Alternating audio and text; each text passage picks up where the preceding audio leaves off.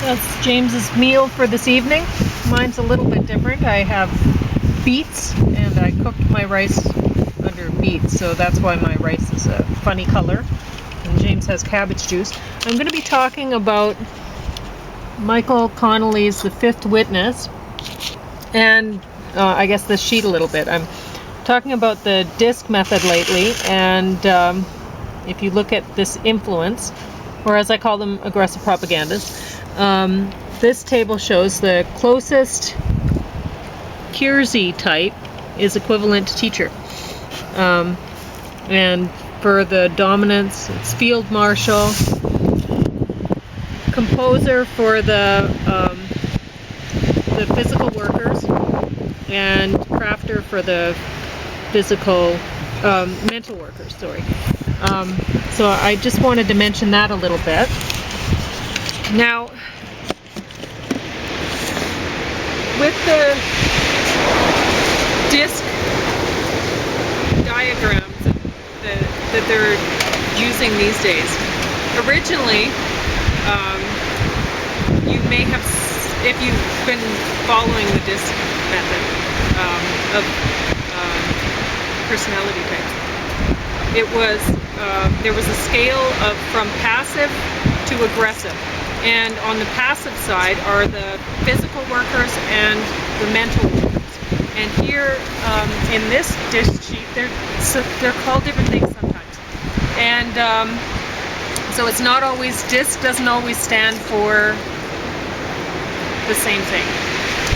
So the physical workers in this DISC table are referred to as steadiness, and C, compliance, that refers to the mental workers in this DISC diagram. But even the letters don't always represent the same personality types. They're still, I mean, there's different people working with it, and different people have come up with different ways to work it, I suppose. So that's why. Now, the reason that I bring this up is there are a lot of people that don't really fit into the DISC categorization, and I'm one of them. If you look at the letters under dominance, that's an aggressive side of the spectrum. They have Myers-Briggs, ENTJ, and then less so. There's a lot of less so's in here for like the influence, the whatever. There's less so's, that there's people that don't fit in. So they're like, well, where do we put these people? You know, and less so under the dominance, ENTP, and INTJ, and INTP, and I'm an INTJ. And a lot of people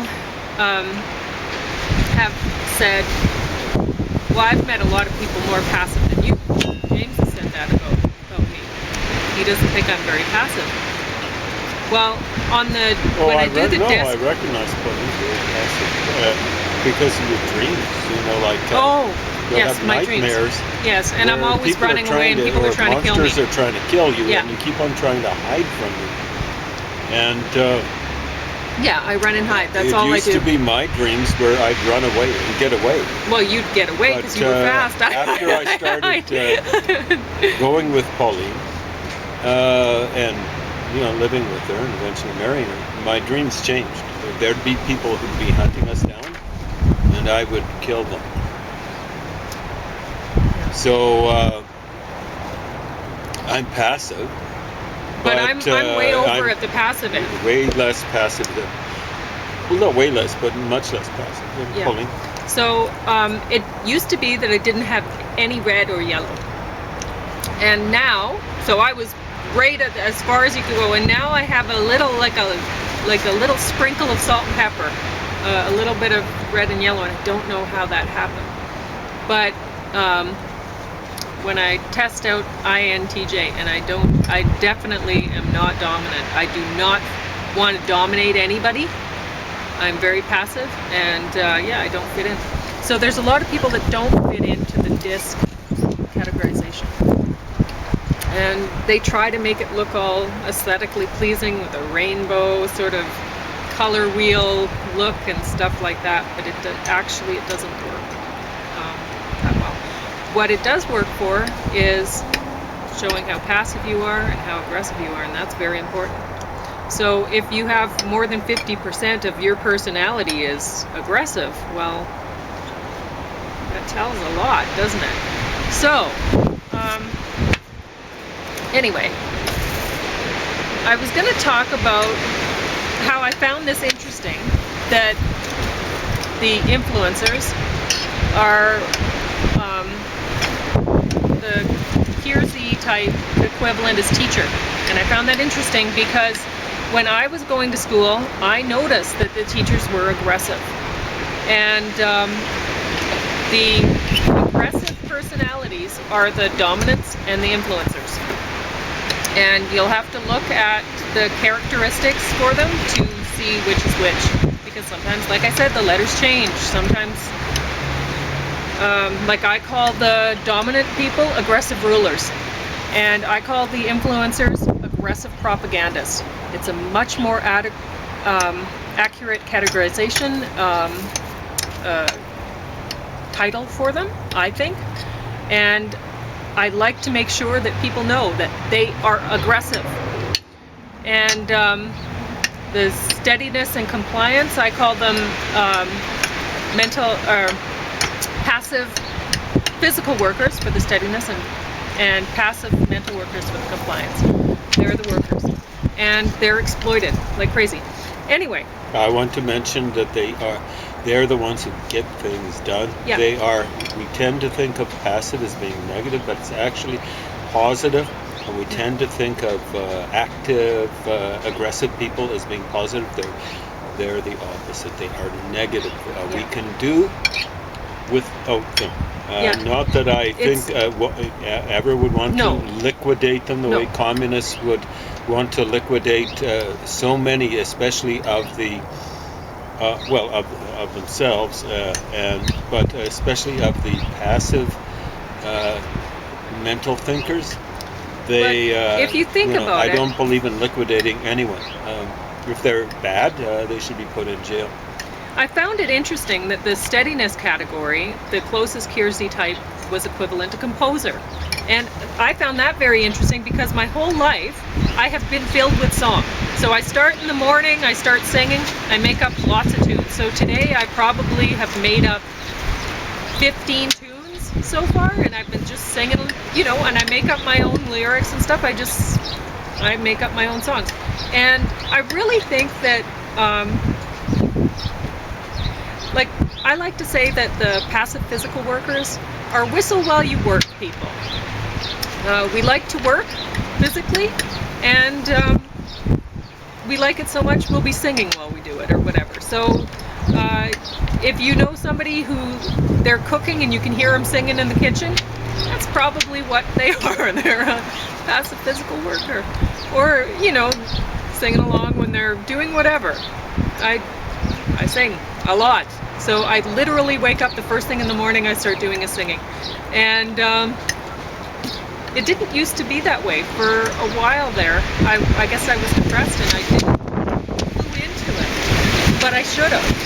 I should have realized, whoa, if a bird's not singing, something's wrong. So anyway, but I started singing again.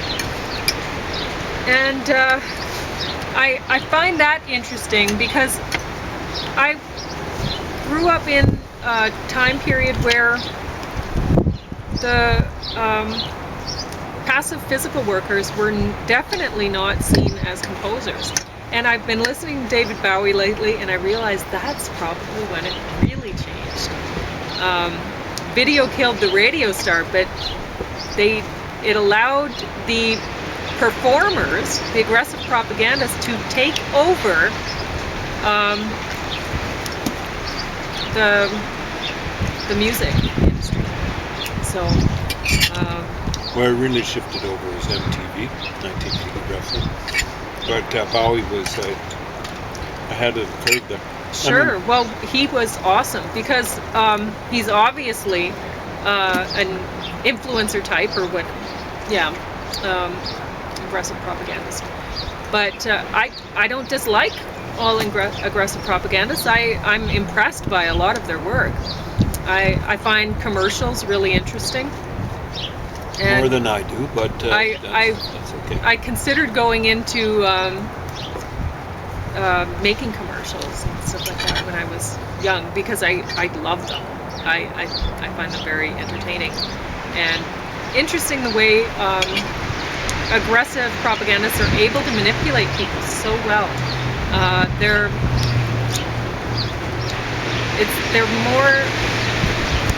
seen as communicators. They are not. They're manipulators, and they're very good at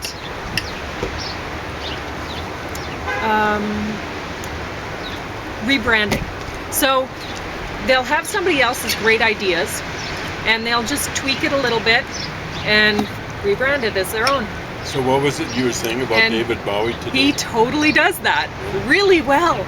Like, his whole thing, Marilyn Manson took like a combination of different characters, right? And really the look he was going for, more than anything, he just tweaked Bowie more than anything.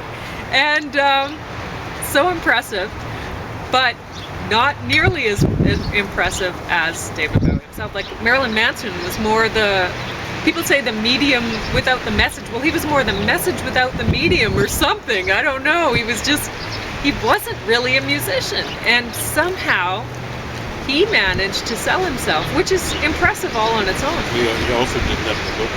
No. Angela Bowie got together with David Bowie before he made his big. And they were looking at his face, and they said he had the perfect face. Oh. Yeah. Well, not really, but a whole lot better than what poor old Marilyn Manson had to do. Yeah. So, anyway, what I noticed a while back was that it seemed like the aggressive propagandists were even trying to take over the sciences more, and there were different, a few things that keyed me into that or whatever. But I don't know. I'll talk about that at a different time. Actually, they've taken over physics and astrophysics. Well, yes. They, along with the Reds, they're more aggressive propagandists. That's very keen observation. Yeah. And but it's getting worse. I mean, they're trying to take over the biological sciences and stuff, and it's anyway. I'll talk about that later at a later time, or write about it. I should be writing about all this stuff. But anyway, we're going to talk about this book, and I found it interesting that the teacher is on there, because I don't think that aggressive propagandists tend to be good teachers. I mean, there's the joke: those who can't do teach; those who can't teach Jim. And why then are the people that are teaching making so much money doing it? And they get this unshakable sort of position. And anyway, they don't get paid that much in the United States. No, that's true. There's probably some better teachers in the United States because of it. It could be. Yeah. There's probably more physical passive physical work. I don't believe in teachers getting paid that much, to be perfectly frank. If health workers actually do the job, they should be paid way more than teachers. Yeah. But anyway, so I was going to review this book, The Fifth Witness. I had a tough time getting through it. I kept thinking that no one would want to read courtroom drama. As I was going, I was like, oh my gosh, this is so boring. But then I realized that many people like watching the stuff, and I mean, if they're putting it into TV programs, it's being written, right? So people must enjoy reading it. And anyway, I didn't figure out the mystery. The murderer came as a surprise to me, even though I'm not convinced that a person could contain something like that. I don't want to give away the mystery, because it's a good one. I didn't figure it out. Contain something like that without accidentally releasing them or it beforehand. The mystery was well crafted and the book was well written. If you enjoy courtroom stuff, you'll love this book. I wanted to bring the sheet out about the teacher, because the murder suspect, or whatever, the one who's in the courtroom, what do you call that again? The accused? Whatever. Yeah, It's in court. yeah, she's in court, and she's a teacher. So she keeps saying things like, well, no, I didn't do it, I'm a teacher, and they're keep trying to say, well, look, she's not aggressive, right? She's a teacher. And I just wanted to point out that a lot of people don't realize that, but the passive mental workers often do. And they get really down. When you have enough of your personality as mental worker, you usually figure these things out. Figure out that the teachers are aggressive, and in high school you're like, where am I going to fit into this world? You realize that the world is not set up for you to do well. And so if you have enough of the passive physical worker, you go, okay, I'm going to have to market myself that way and try to make sure that nobody realizes that I have a good amount of mental worker that makes up me, because they'll come after you. The aggressive people, propagandists or rulers, and they will end up both hate mental workers, and they just try to make them suffer every chance they get. So if you're a mental worker, you try to hide as best you can, and there's becoming fewer and fewer places for mental workers to hide in academia. And I noticed that, and I'm like, wow, that's interesting, and disturbing at the same time. And anyway, I just wanted to bring that up. So I guess I'll pass this over to James to talk while you go in and warm up. No, it's warm. It's well, I have 2 houseboats on top of all my clothes. You don't want that to end up on the floor. Like Yeah, it's fine. Rachel Harder. Yeah, I do want that to be on the floor. Yeah, it's got all sorts of dog poop on it. No, it doesn't. It has mud on it. I had it in a box over there, and it fell out of the box, and whatever. Thanks, James. But anyway, go ahead with your review of whatever you're going to review.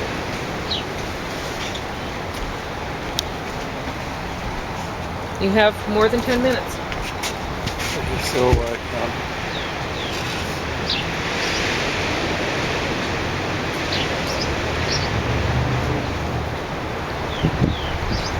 I think I'll review later. You don't want to review now?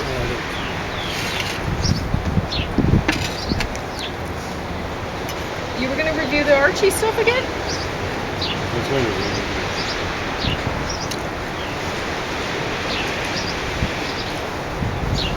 Well, anyway, James's meal was very simple today.